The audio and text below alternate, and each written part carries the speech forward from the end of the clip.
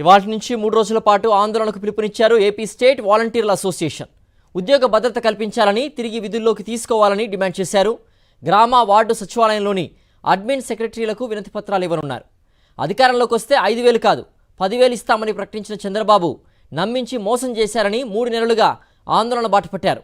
విధుల్లోకి తీసుకోవాలని ప్రభుత్వం ఇచ్చిన హామీ అమలు చేసే వరకు పోరాటం ఆగదని వాలంటీర్లు హెచ్చరించారు. మరింత సమాచారం మా ప్రతినిధి సురేంద్ర అందిస్తారు. సురేంద్ర, వాలంటీర్ల వరుస ఆందోళనలకు సంబంధించిన పూర్తి వివరాలేంటి? సిద్ధు, కూటమి ప్రభుత్వం అధికారం చేపట్టిన తర్వాత వాలంటీర్లను పూర్తిగా విధుల నుంచి అయితే తొలగించిన పరిస్థితి కనిపించింది. దాదాపు 2.5 లక్షల మంది గత ప్రభుత్వంలో వాలంటీర్లు ఉన్నారు. ప్రతి ఇంటికి వెళ్ళిన ప్రతి 50 కుటుంబాలకి ఒక వాలంటీర్ చొప్పున ప్రతి ప్రభుత్వ సంక్షేమ పథకాన్ని ఇంటికి అందించారు వాలంటీర్లు. అయితే కూటమి ప్రభుత్వం వచ్చిన తర్వాత వాళ్ళందరినీ కూడా విధులను తొలగించింది. ఎక్కడా కూడా వ్యవస్థకు సంబంధించి ఏదైతే జీవోలు ఇచ్చిందో గత ప్రభుత్వం, ఆ జీవోలు ఎటువంటి ఇవ్వలేదంటూ కూడా చెప్పిన పరిస్థితి. 5,000 కాదు 10,000 ఇస్తామంటూ గతంలో చంద్రబాబు ఎన్నికల మూమెంట్లో చెప్పారు. ఉగాది సందర్భంగా వాలంటీర్ తీపి కబుర్లు అని చెప్పారు. కానీ ఈరోజు చేదు కబురు చెప్పిన పరిస్థితి కనిపించింది. అందరినీ ఉద్యోగాలను తొలగించామంటూ చంద్రబాబు ప్రకటించారు.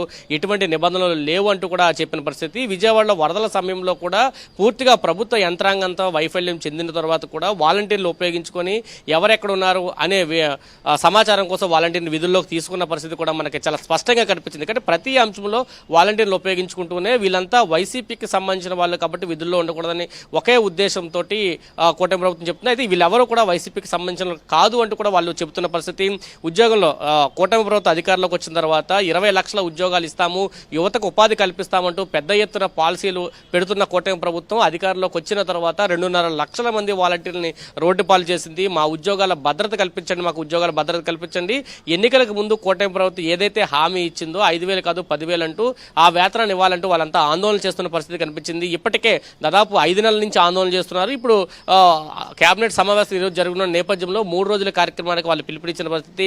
ఈ రోజు స్థానికంగా ఉండే అడ్మిన్ సెక్రటరీలకు, ఎవరైతే వార్డు గ్రామ సచివాలయాల్లో వాలంటీర్లు పనిచేశారో అడ్మిన్లకి ఈరోజు వినతి పత్రాలు ఇస్తారు.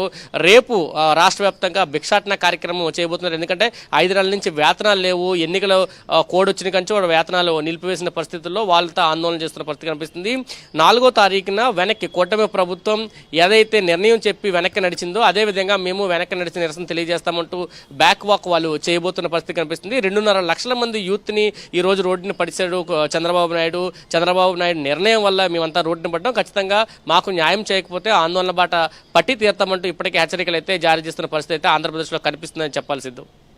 ఓకే అశోక్.